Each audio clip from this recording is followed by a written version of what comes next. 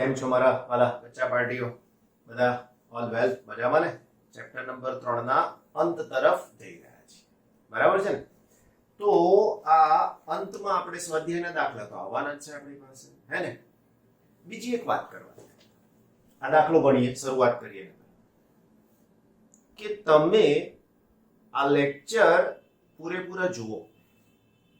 હવે એવી પણ ખબર પડવા માંડી છે કે તમે આ લેક્ચર પૂરેપૂરા જોતા નથી, અમુક એવું સમજો. તો આ લેક્ચર પૂરેપૂરા પહેલેથી શરૂ કરીને છેલ્લે સુધી જોવાના. YouTube પર જુઓ છો તો જઈ અને ચેનલને સબસ્ક્રાઇબ પણ કરી દેવાની, થોડુંક સારું રહે. લાઈક પણ કરી દેવાનું, સારું રહે, બરાબર? તમને પણ ફાયદો, તમારા સરને પણ એપ્રિસિએશન મળે. ગમે ત્યારે જોવું હોય રાઈટ, તો એ થોડું ઘણું કામ તમારે કરી લેવાનું, તો તમને પણ ખબર પડશે કે દિવ્યેશ સર પણ તમારી સાથે છે, રાઈટ? ઓકે, તો આપણી પાસે છે 3.9 નંબરનો દાખલો સ્વાધ્યાયનો, રાઈટ? શું છે દાખલામાં?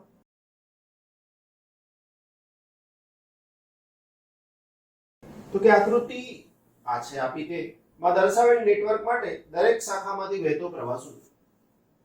બોલો હવે, આકૃતિ આપેલી છે, દરેક શાખામાંથી વહેતો પ્રવાહ શોધવાનો છે. બસ કામ પૂરું થઈ ગયું, પ્રશ્ન પૂરો થઈ ગયો વાલાઓ. હવે સૌથી પહેલા આટલું આપેલું છે તો મારે દરેક શાખામાંથી વહેતા પ્રવાહની વાત કરવી પડશે.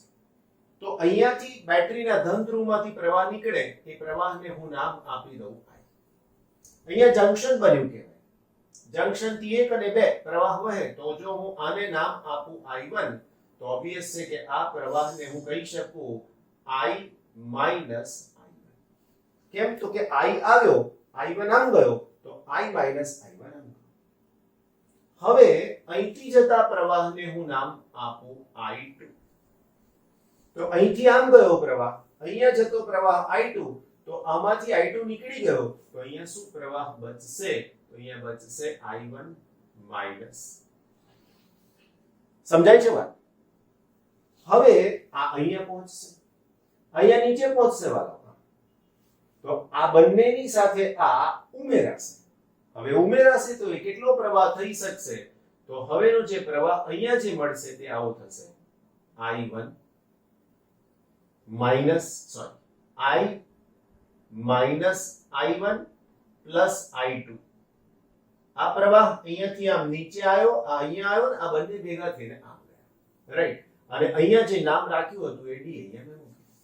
બસ આ તમારે સમજવાનું રહેશે, રાઈટ? અને અહીંયા પાછો પ્રવાહ અહીંથી જશે, અહીંયાથી જશે, અહીંયાથી આવશે. જો I1 પ્લસ તો I1 માઈનસ, I2 માઈનસ તો I2 પ્લસ. આ I અહીંયા જઈને પાછો તમને મળી.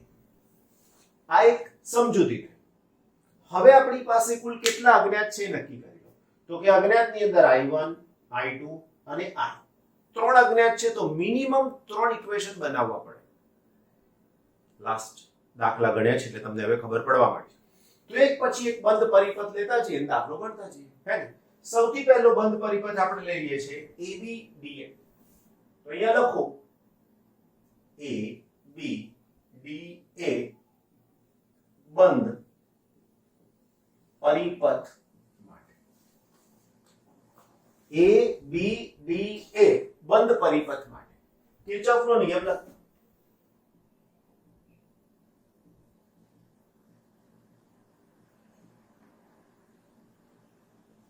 રાઈટ?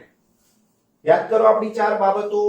એમાંની અગત્યની 2 છે, વિદ્યુત પ્રવાહની દિશા અને મુસાફરીની દિશા. એક જ તો IR માઈનસ, વિરુદ્ધ તો IR પ્લસ.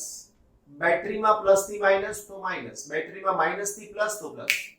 આટલું યાદ રાખો. હવે ઝડપથી પચશે આજે દાખલો, હે ને? તો અહીંથી આમ ગયા તો I1 અને 10, તો હવે હું લખીશ માઈનસ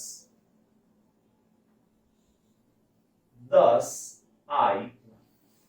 હું પહોંચ્યો B ઉપર, મારે જવાનું છે B થી D, આમ નીચે.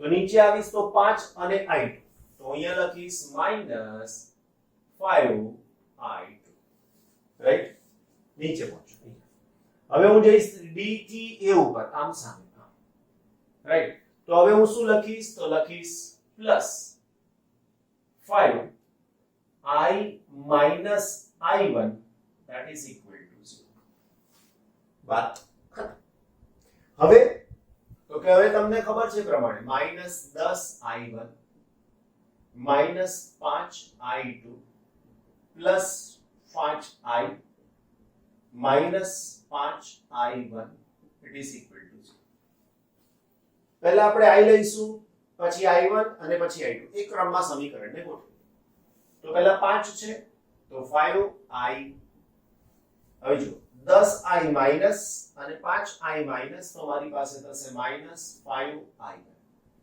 i2 પણ માઈનસ તો અહીંયા આવશે -5i2 and that is equal to 0 આખા સમીકરણને ઓકે જો 10i1 અને 5i1 તો મારે લખવાના હતા 15i હે રાઈટ ના હવે શું થઈ શકશે મારી પાસે 10 5 બરાબર તો હવે મારી પાસે સમીકરણને હું 5 વડે ભાગી નાખું તો 5 વડે ભાગી નાખું તો અહીંયા થઈ શકશે i -3i1 i2 is equal to 0 તો સમીકરણ થઈ ગયું 3i1 sorry i -3i1 i2 is equal to 0 as usual બોક્સમાં મૂકી દઈએ આપણી પાસેનું સમીકરણ નંબર 1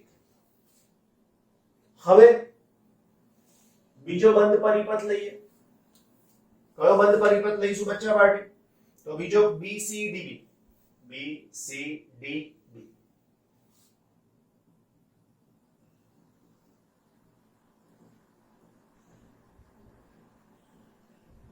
હવે બધું આગળનું ટૂંકાઈ દે છે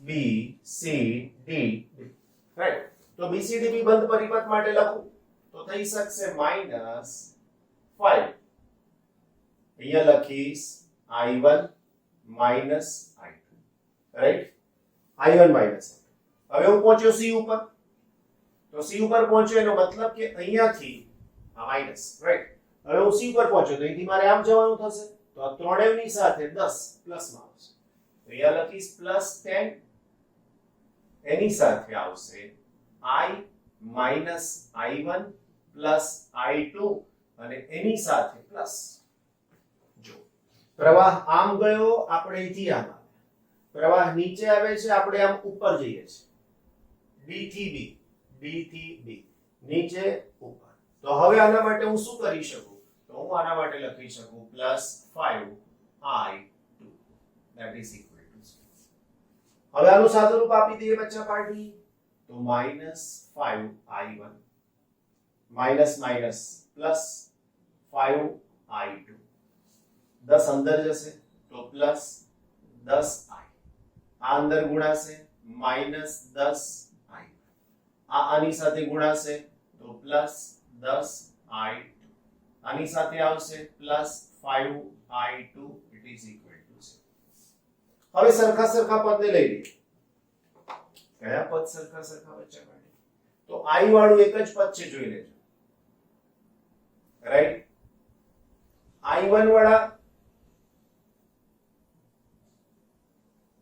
ઓકે તો હવે મારી પાસે i વાળું એક જ પદ થયું તો હું શું કરી શકું એના માટે તો અહીંયા લખી શકીશ 10 રાઈટ 10 -5 -10 તો અહીંયા લખીશ -15 રાઈટ 5i2 10 અને 5 10 ને 10 20 તો +20i2 is equal to 0 again 5 વડે ભાગી નાખું તો અહીંયા થઈ જશે 2i -3i1 +4i2 is equal to 0 answer થઈ ગયો સમીકરણ નંબર બજાઈ ગઈ ના હવે મારી પાસે ત્રીજો પરિપથ વિચારવાની બાબત આવશે અગેન તમને કીધું હતું કે આપણને જગ્યાની બહુ બધી જરૂરિયાત રહેવાની છે એટલે થોડું ઘણું સ્પેસ એડજસ્ટ કરીને ચાલો, રાઈટ. ત્રીજો ભાગ, તો હવે ત્રીજા ભાગની અંદર કયો પરિપથ લઈશું? તો અહીંયા લઈએ છીએ આપણે a b c e અને a, રાઈટ. કોઈ એમ કે સર આમ જઈને ઉતરવું એના કરતા અહીંથી આમ જઈને આમ આવીએ, કઈ વાંધો નથી, તમારી મરજીની બાબત છે, તમે જે રીતના ચાહો એ રીતના. હું અહીંયા લઉં છું બંધ પરિપથ a b c e a માટે. કયો પરિપથ કીધો બચ્ચા માટે આપણે? a b c e a, a b c e a, right. હવે શું કરવાનું કીધું તો યાદ છે? જ્યારે પણ આવો થોડોક મોટો પરિપથ આવે ત્યારે એમાંના અવરોધ અને બીજું બેટરીની સંખ્યા ગણી લેવાની. તો અહીંથી 1 2 3 4 ટોટલ પદ કેટલા આવશે? 4. તો હું લખું છું, જુઓ. સૌથી પહેલા તો પહેલું થઈ શકશે -10 હું પહોંચી ગયો b ઉપર. હવે b થી જઈ c, બંનેની દિશા એક, મુસાફરી b થી c અને પ્રવાહ પણ b થી c. તો અહીંયા આવશે -5. પ્રવાહની વાત કરું તો i1 i2 થશે, બરાબર. હવે c થી સીધા મુસાફરી કરીને e, માઈનસ થી પ્લસ, બેટરીમાં માઈનસ થી પ્લસ એટલે +10, રાઈટ. હવે અવરોધમાંથી વિદ્યુત પ્રવાહ, તો વાલાઓ અવરોધમાંથી પણ પ્રવાહ આમ જ વહેવાનો છે અને એની કિંમત પણ I જ છે. એનો મતલબ કે મારી પાસે થશે -10I અને એના બરાબર 0, રાઈટ. બસ હવે આ બ્રેકેટ રિલીઝ કરી દઈએ તો -10I1 આની સાથે ગુણાકાર, -5I1 આની સાથે +5I2 આને લઈ જઈશું જમણી બાજુ, -10I is equal to -10, right. હવે જોઈ લો 10I તો લખીશ -10I, 10I1 અને 5I1 તો -3I1 +5I2 is equal to -10. 3 વડે સોરી કેમ ભૂલ પડી લાગી, I1 10 અને 5, 3 નહીં 15, બરાબર ને? જો 10I1 અને 5I1 15. હવે હું શું કરી શકીશ? 5 વડે ભાગી નાખીશ. તો 5 વડે ભાગું તો -2I -3I1 +I2 is equal to -2.5. હવે પાછું આની અંદર નિશાની બદલી નાખો તો આની અંદર લખી દઉં તો 2I માઈનસ ની જગ્યાએ +3I1 પાછા -I2 અને is equal to 2.5. સોરી 2.5 નહીં, 10 ને 5 વડે ભાગીએ એટલે તો 2 જ રહેવા દો. કેમ બોલતા નથી તમે? કોને જરા હેને? Now this is third one. Clear થઈ ગયું? 3 સમીકરણ મળી ગયા વાલા બચ્ચા પાર્ટી. હવે આપણે આપણા ગણિતની મેથડનો ઉપયોગ કરવા, જેમાં લોપની રીત, રાઈટ, લોપની રીત. હવે તમે જુઓ I તો અહીંયા 2I છે, 3I1 અને 3I1, I2 અને I2 બધું જ છે. હવે મારો આશય આમાંથી અહીંયા જો બાદ કરી દઉં, કશું જ કર્યા વગર આને આમાંથી બાદ કરી દઉં તો I કેન્સલ થઈ જાય, બીજું સમીકરણ મળી જાય. તમને જે મેથડ ફાવે તે કરવાની છૂટ. તમારી રેફરન્સ બુક પ્રમાણેની મેથડ પ્રમાણે આપણે આગળ વધવાના છે, કારણ કે તમે પાછા એમાંથી વાંચો તો તકલીફ ના પડે એટલા માટે, રાઈટ. તો જુઓ હું શું કરું છું, સમીકરણ 1 ને 2 વડે ગુણું છું અને સમીકરણ 1 માંથી સમીકરણ 2 ને બાદ કરીએ છીએ. પહેલા આપણે જોઈ લઈએ. સમીકરણ 1 ને 2 વડે ગુણી, સમીકરણ 1 ને 2 વડે ગુણતા,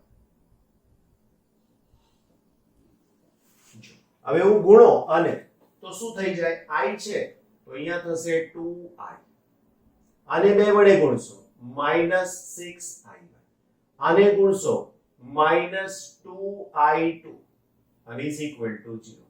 સમીકરણ નંબર 4 કરીશું. હવે શું થશે તો કે સમીકરણ 4 માંથી સમીકરણ 2 બાદ કરતા. સમીકરણ 4 માંથી 2 બાદ 4 માંથી 2 બાદ કરતા એટલે 2i minus 6i1 minus 2i2 is equal to 0. હવે અહીંયા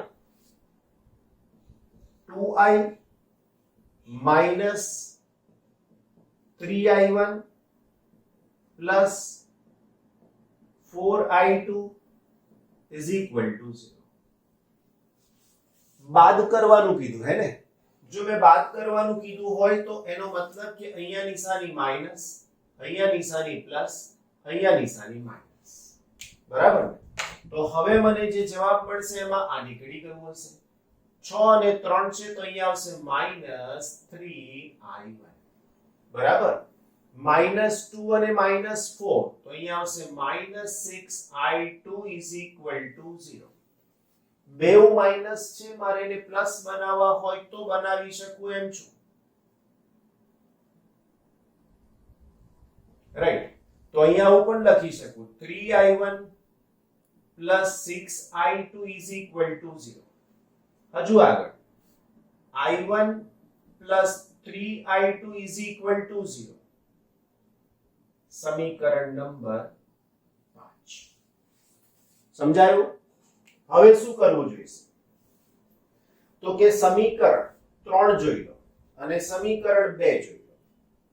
3i1 અને 3i1 છે, સરવાળો કરશો તો પણ તમને કંઈક સમજૂતી મળી જશે. સમીકરણ 3 માંથી સમીકરણ 2 ને બાદ પણ કરો તો આ i વાળું પદ નીકળી જાય. એ સહેલું પડશે કારણ કે આપણી પાસે i1 i2 નું સમીકરણ છે. જો હું આ કોઈક રીતે i ને દૂર કરું તો પાછું મને i1 i2 મળી જાય. તો હવે હું લખું છું, ધ્યાન રાખજો. સમીકરણ 3 માંથી સમીકરણ 2 બાદ કરતા. રાઈટ? 3 માંથી 2 બાદ કરતા. તો હવે હું 3 માંથી 2 ને બાદ કરું તો અહીંયા આવશે 2i. આ લખી રહ્યો છું, હે ને? 2i plus 3i1 minus i2 is equal to 2. આ બાદ કરવાનું છે તો 2i minus 3i1 plus 4i2 is equal to 0. શું કીધું વાલાઓ? આપણે બાદ કરવાનું કીધું. તો અહીંયા માઈનસ, અહીંયા પ્લસ, અહીંયા માઈનસ.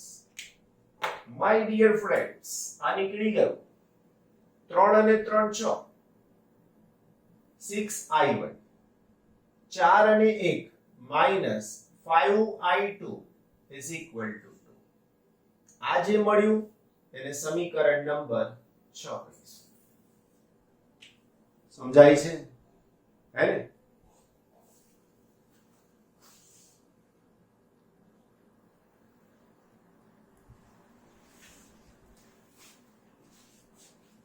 હવે સમીકરણ 5 અને 6 ને ચકાસો. બરાબર? તો જો મેં આને 5 નંબર આપ્યો હોત તો અહીંયા થોડુંક સહેલું થઈ જતું.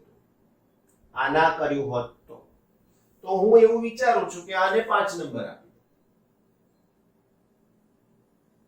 5. તો આને ખાલી 2 વડે ગુણવા પડે. તો અહીંયા લખું છું સમીકરણ 5 ને 2 વડે ગુણતા તો શું થાય? તો આને હું 2 વડે ગુણું તો અહીંયા આવશે 6i1 plus 12i2 is equal to 0. સમીકરણ નંબર 7. બરાબર? હવે જુઓ, આનો અને આનો તમે 6i છે ને 6i છે કાઢી નાખવા છે. એટલે સમીકરણ 6 માંથી 7 ને બાદ કરતા.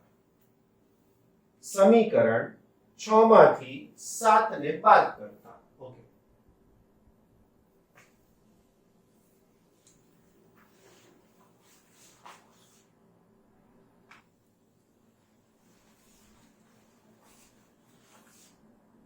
શું કીધું આપણે લખી દઈએ જો સમીકરણ 6 માંથી 7 ને બાદ કર. જગ્યા ઘટવા માંડી છે એટલે અક્ષરની સાઈઝ થોડી પાછી નાની થાય હે ને. તો 6i1 minus 5i2 બરાબર એના પછી 6i1 plus 12i2 is equal to 0. આપણે વલાઓ બાદ કરવાનું કીધું હે ને, માઈનસ માઈનસ ઓકે, આ કેન્સલ થઈ ગયું તો આનો જવાબ થઈ શકશે હવે -17i2 is equal to 2. તો આના ઉપરથી i2 is equal to 17 નીચે જશે માઈનસ નિશાની પણ તો -2/17 એમ્પિયર. તો આ થઈ ગયો તમને i2 નો જવાબ. હવે આ જ i2 ની કિંમત હું અહીંયા પણ મૂકું, અહીંયા પણ મૂકું ને અહીંયા પણ મૂકું, ગમે ત્યાં મૂકી શકું છું, રાઈટ. એવું સમજો હું અહીંયા મૂકી દઉં છું i2 ની કિંમત, રાઈટ. તમારી રેફરન્સ બુકમાં અહીંયા ક્યાંક થોડીક અલગ મેથડ કરી છે આટલા, રાઈટ. એટલે થોડુંક જોઈ લેવાનું. મેં તો તમને પહેલેથી જ અલગ કરવાનું કીધું છે, તમારી ગણિતની પદ્ધતિ, રાઈટ. શું કરીએ છીએ હવે તો કે આને નંબર આપી દઈએ 8 નંબર. સમીકરણ 8 ને સમીકરણ 5 માં મૂકતા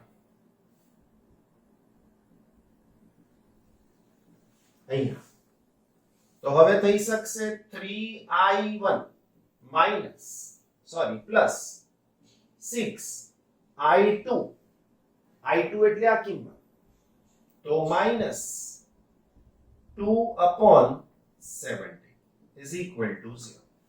બરાબર.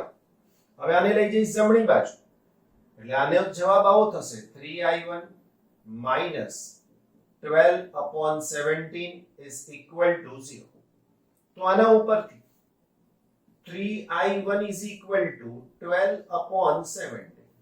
તો આના ઉપરથી i1 is equal to 12/17 divided by 3, right. હવે 3 આ નીચે ગયા તો 3 ની સાથે અહીંયા થઈ જશે 4 તો i1 is equal to 4/17 ampere થશે, રાઈટ. આ થઈ જશે નંબર 9. સમજાયું? હવે મારે શોધવાનું છે i. તો i શોધવા માટે હું આને લઉં તો ચાલો એકમાં મુકતા એવું લખીએ સમીકરણ 8 અને 9 ને એકમાં મુકતા તો હવે આની અંદરની જો વાત આવે તો i minus 3i1 તો 4/17 minus i2 minus 2/17 is equal to 0. બરાબર. તો માટે i is equal to હવે આ 4 અને 3 બાદ -12 ના છેદમાં 17 માઈનસ માઈનસ પ્લસ 2 ના છેદમાં 17. સમજાયું? ઓકે. is equal to 0. તો હવે i minus 10 ના છેદમાં 17 બરાબર 10 ના છેદમાં 17 બરાબર 0. તો આના ઉપરથી i is equal to 10/17. ત્રણેય પ્રવાહ તમને મળી ગયા. समीकरण नंबर 10. वालों दाखला अभी बाकी है, पूरा नहीं हुआ है ना. તમને દરેક બ્રાન્ચ માંથી વહેતો પ્રવાહ કીધો છે AB BC DC AD આ બધામાંથી. તો એના માટે શું કરવાનું? તો નામ લખવાના, ગણતરી કરવાની. તો જેમ કે જગ્યા પૂરી થઈ ગઈ ભાઈ, બરાબર. છતાંય હું લખી શકું અહીંયાથી AB બ્રાન્ચમાં વહેતો પ્રવાહ. આ જવાબ છે, તમારે આ બધા માટે લખવાનું. AB માં પ્રવાહ A થી B માં પ્રવાહ I1 છે વાલાઓ I1 એટલે 4/17 હવે ધારો કે કોઈને એમ છે કે મારે BC માં શોધવો છે તો અહીંયા લખું BC માં પ્રવાહ તો I1 I2 કરવું પડે વાલાઓ I1 I2 તો અહીંયા આવશે 4/17 માઈનસ અને માઈનસ પ્લસ 2/17 તો આનો આન્સર થઈ શકશે 6/17 આવું જ અહીંયા શોધવો હોય તો I I1 10/17 ઓછા 4/17 10 માંથી 4 બાદ કરો 6/17 આ તો I2 છે જ સીધો જ લખી નાખવાનો પાછું યાદ કરો આ દાખલો ઉદાહરણમાં તો આ જવાબ માઈનસ આવ્યો એનો મતલબ લાસ્ટ ઉદાહરણના આવા દાખલામાં તમને સમજાવેલો છે શું કીધું તું યાદ છે શું કીધું તું કરો એવું કીધું તું કે પ્રવાહ માઈનસ આવે તો આ જે દિશા આપણે સિલેક્ટ કરી છે એના કરતા આ દિશા વિરુદ્ધ છે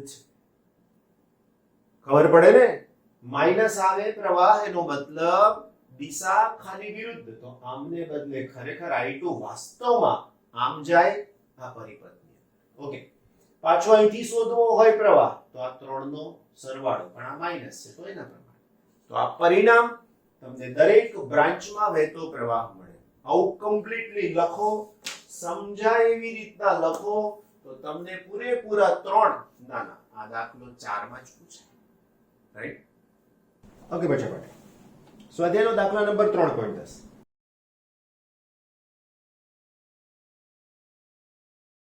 એક મીટર બ્રિજ આકૃતિમાં દર્શાવ્યો છે y અવરોધ એટલે કે આ 12.5 હોય ત્યારે છેડા A થી તટસ્થ બિંદુ 39.5 સેન્ટીમીટર અંતરે મળે છે અવરોધ x શોધવાનો કીધો છે આની સાથેનો શા માટે વિસ્ટન બ્રિજ અથવા મીટર બ્રિજમાં અવરોધો વચ્ચેનું જોડાણ ધાતુની જાડી પટ્ટી દ્વારા કરવામાં આવે છે તો હવે વિસ્ટન બ્રિજની સંતુલિત અવસ્થા માટે વિસ્ટન બ્રિજની સંતુલિત અવસ્થા માટે સૂત્ર છે આપણી પાસે x upon y is equal to L1 upon 100 minus L. હવે જો તમે આ રીતે આ સૂત્રનો ઉપયોગ કરો તો આ y કિંમત તમને મળે છે એના માટે આ L1 આટલા છે તો તમને x શોધવાના કીધા છે તો હવે આમાંથી x શોધવા હોય તો તમે આવું સૂત્ર બનાવી શકો કે માટે x is equal to y into L1 upon 100 minus L1 y ની કિંમત છે 12.5 L1 ની કિંમત છે 39.5 100 ઓછા 39.5 તો આનો જવાબ થઈ જશે 12.5 39.5 અને આની બાદબાકીનો આન્સર મળી શકશે તમને 60.5 હવે આ ભાગાકાર જે કરો તે તો એના પ્રમાણેનો આન્સર મળે છે 8.164 આ તમારો જવાબ થઈ ગયો ભાગાકાર જ છે ખાલી હવે પ્રશ્ન એવો પૂછ્યો છે કે આ પટ્ટીઓ ધાતુની જે છે એ જાડી કેમ રાખવા તો અહીંયા આન્સરમાં લખી શકાય ધાતુની જોડાણ પટ્ટીઓને જાડી રાખવાથી તેનો અવરોધ ઘટાડી શકાય છે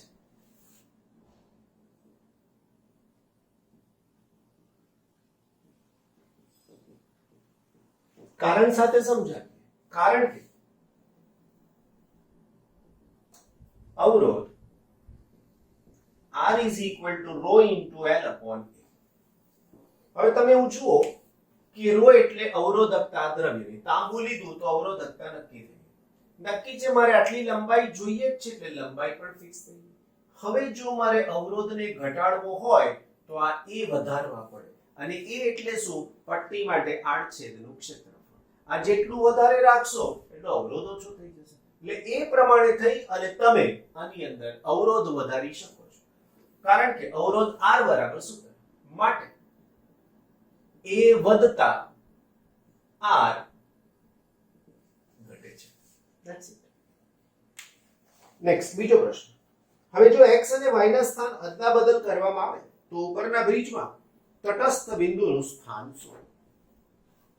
જો બીજો પ્રશ્ન. જો x અને y ના સ્થાન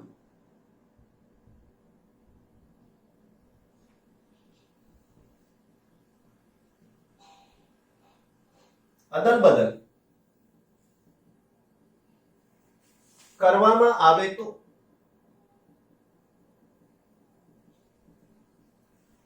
કરવામાં આવે તો શું થાય? જો અદલ-બદલ કરવામાં આવે તો હવે શું થઈ શકશે? તો કે આ જે સૂત્ર છે એમાં ફેરફાર થાય. તો અહીંયા લખી શકું કે y upon x is equal to L upon 100 minus L.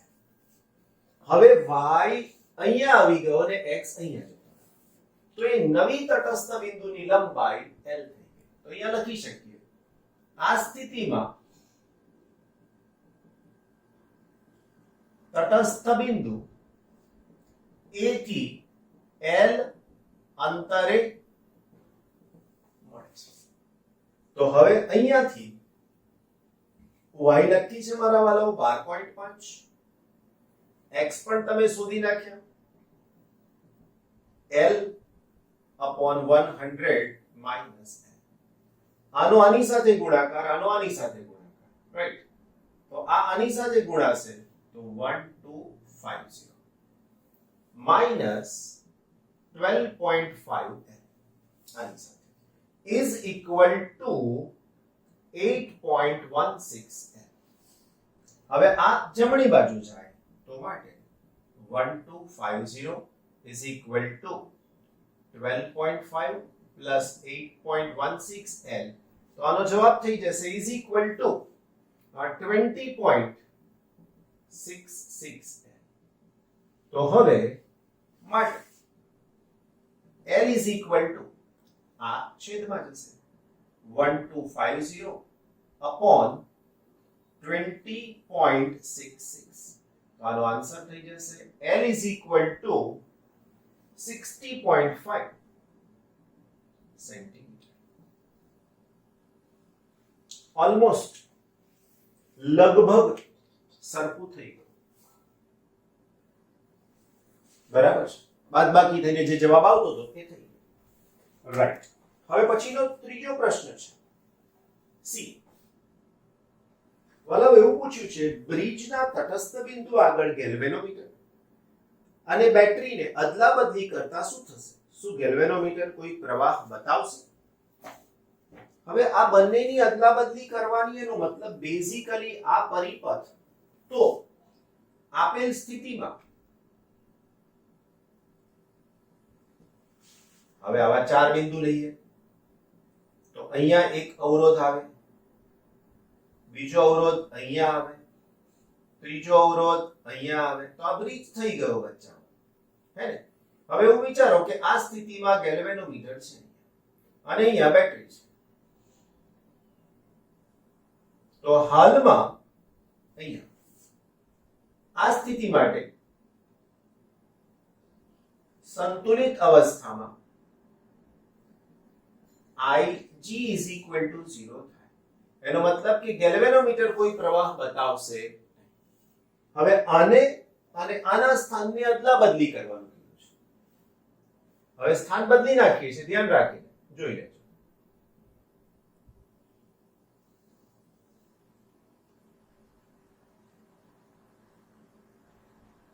આ તો બેઝિક સ્ટ્રક્ચર છે, આ ના બદલાય. હવે ગેલ્વેનોમીટર અહીંયા આવી ગયો, જે પહેલા અહીંયા હતું. હવે બેટરી અહીંયા જોડાઈ ગઈ. આમ જોડવી હોય તોય જોડાય. આ સ્થિતિમાં પણ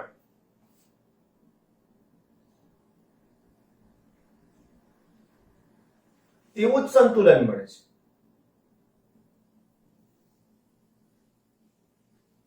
માટે Ig બરાબર 0. એનો મતલબ કે અહીંયા પણ સંતુલન જ મળે છે અને આ સ્થિતિમાં પણ કોઈ જ પ્રવાહ ગેલ્વેનોમીટરમાંથી પસાર થશે જ નહીં. તો આ એક કન્ડિશન પ્રાપ્ત થઈ પ્રશ્નોના જવાબની સાથે. ચલો નેક્સ્ટ દાખલાને જો જોઈએ તો 3.12 3.1 નાનો સરખો સહેલો સરખો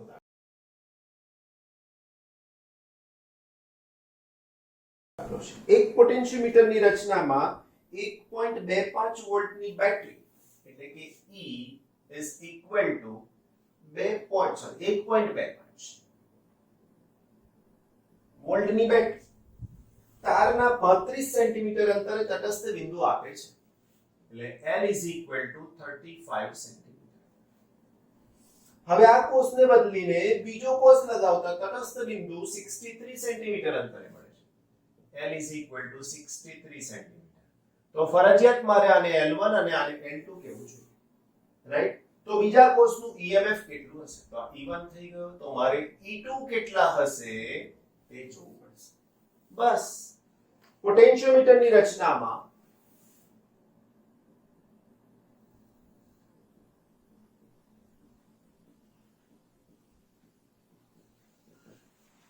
તટસ્થ અવસ્થા માટે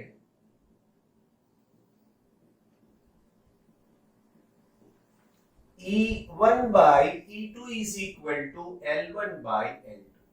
તમને E2 શોધવા છે એવું સમજો કે E2 ને તમે આમ લઈ ગયા તો આ E1 એમ ના એમ રહેશે, L2 ઉપર આવશે અને L1 નીચે જશે, રાઈટ?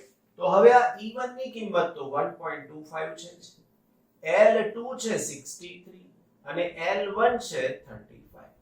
તો આના ઉપરથી E2 ની કિંમત તમે શોધશો તો તમને મળશે 2.25 વોલ્ટ.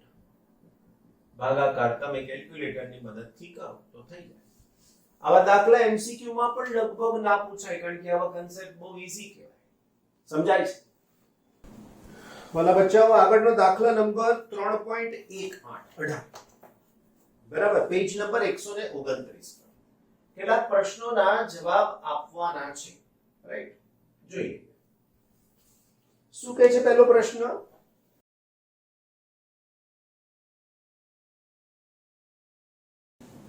એક અસમાન આડછેદનું ક્ષેત્રફળ ધરાવતા ધાતુના સુવાહકમાંથી સ્થાયી પ્રવાહ વહે છે. નીચેનામાંથી કઈ ભૌતિક રાશિ વાહક માટે અચળ રહેશે? પહેલું પ્રવાહ, બીજું પ્રવાહ ઘનતા, વિદ્યુત ક્ષેત્ર અને ડ્રિફ્ટ ઝડપ. તો જવાબ આવશે પહેલા માટેનો વિદ્યુત પ્રવાહ અચળ. બરાબર. બીજું કેમ અચળ મળે? તો કે પ્રવાહ સ્થાયી છે એટલા માટે પ્રવાહ અચળ મળે. એના પછી કીધું છે પ્રવાહ ઘનતા, તો જેનું સૂત્ર છે J = I/A અને કીધું છે પ્રમાણે અસમાન આડછેદ છે એટલે બદલાશે. બીજું વિદ્યુત ક્ષેત્ર પણ બદલાઈ શકે છે. ત્રીજું ડ્રિફ્ટ ઝડપ, તો ડ્રિફ્ટ ઝડપ માટે I = NaVd. A અને Vd પ્રપોર્શનમાં બદલાશે. Vd = I/NaE. એ છેદમાં આવ્યા છે તો બદલાઈ શકશે. હવે આ Vd ની સાથે વિદ્યુત ક્ષેત્ર સંકળાયેલું છે, થિયરી જોજો એટલે એનું સૂત્ર પણ મળશે. એટલે આ બધી બાબત પરથી કહી શકાય કે વિદ્યુત પ્રવાહ અચળ મળે, બાકીની ભૌતિક રાશિ બદલાશે. એના પછીનો બીજો પ્રશ્ન, શું ઓહમનો નિયમ બધા જ વાહકો માટે ઘટકો માટે સાર્વત્રિક રીતે લાગુ પાડી શકાય? તો જવાબ છે ના, ના લાગુ પાડી શકાય.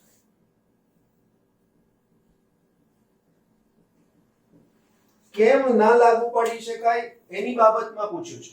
જો ના હોય તો ઓહમના નિયમનું પાલન ન કરતા ઘટકોના નામ એની અંદર આવે છે નિર્વાત ટ્યુબ. નિર્વાત ટ્યુબનો મતલબ તમે કેમિસ્ટ્રીની અંદર લાઇમન, બામર, પાશન બ્રેકેટ આવી હાઇડ્રોજન વાયુ ભરેલી શ્રેણીઓ જોઈ, એને આ નિયમ નથી લાગુ પડતો. ત્યાં પણ ઓહમનો નિયમ હોવો જોઈએ પણ નથી. એના પછી બીજી રચનામાં ડાયોડ છે, ટ્રાન્ઝિસ્ટર છે, આવા બધા સાધનો છે જે તમને 12મા ધોરણના 14મા ચેપ્ટરમાં ભણાવવામાં આવશે, એટલે એનું પણ ધ્યાન રાખવાનું છે. ત્રીજું છે પૂછવા, નીચા સ્થિતિમાન વાળા ઉદ્ગમમાંથી મોટો પ્રવાહ મેળવવો હોય તો તેનો આંતરિક અવરોધ ખૂબ નાનો હોવો જોઈએ. શા માટે? તો કે હા, આંતરિક અવરોધ નાનો હોય તો જ મોટું સ્થિતિમાન મળે. બરાબર? કેમ? તો કે I is equal to E upon R. તમે લખી શકો છો, માટે I is proportional to 1 upon R હોવાથી R છેદમાં છે, તો અહીંયા સોરી મેં ઊંધું લખ્યું, તમારે વિદ્યુત સ્થિતિમાનની જરૂર છે. તો વિદ્યુત સ્થિતિમાનનો મતલબ શું થાય વાલાઓ? તો વિદ્યુત સ્થિતિમાન V is equal to I into R થાય, અને એમાંય પાછો તમારે પ્રવાહ જોઈશે, એટલે એવી સ્થિતિમાં R નાના હોવાથી જ તમને સ્થિતિમાન વધુ મળી શકશે. મેં I નું સૂત્ર લખ્યું તો I જરૂર નથી, I is equal to E upon R છે, આંતરિક અવરોધ છે. તો આંતરિક અવરોધ નાનો હોય તો પ્રવાહ વધારે, તો પોટેન્શિયલ ડિફરન્સ પણ વધારે થઈ શકશે. રાઈટ? ડી છે ચોથું, હાઈ ટેન્શન, ધારો કે 6 કિલોવોલ્ટના સપ્લાયનો આંતરિક અવરોધ ઘણો વધારે રાખવામાં આવે છે. શા માટે? તો 6 કિલો જો આંતરિક અવરોધ વધારે હોય તો પ્રવાહ નિયંત્રણમાં રહે છે. 6 કિલોવોલ્ટ માટે જો શોર્ટ સર્કિટ થાય અને વિદ્યુત ઉપકરણોને નુકસાન ન થવા દેવું હોય તો અવરોધ વધારે હોવાથી પ્રવાહનું નિયંત્રણ થઈ શકે છે. માટે નુકસાન થઈ શકતું નથી. માટે 6 કિલોવોલ્ટ જેવા સપ્લાય માટે અવરોધ વધારે હોવો જરૂરી છે. શોર્ટ સર્કિટ થાય તો એકદમ પ્રવાહ ખૂબ વધી જાય. હવે જો આવો પ્રવાહ વધી જાય તો ઉપકરણોને નુકસાન થાય, અને નુકસાન નથી થવા દેવું તો એમાં અવરોધ વધારે હોય તો પ્રવાહ નિયંત્રણમાં રહેશે. ભલે શોર્ટ સર્કિટ થાય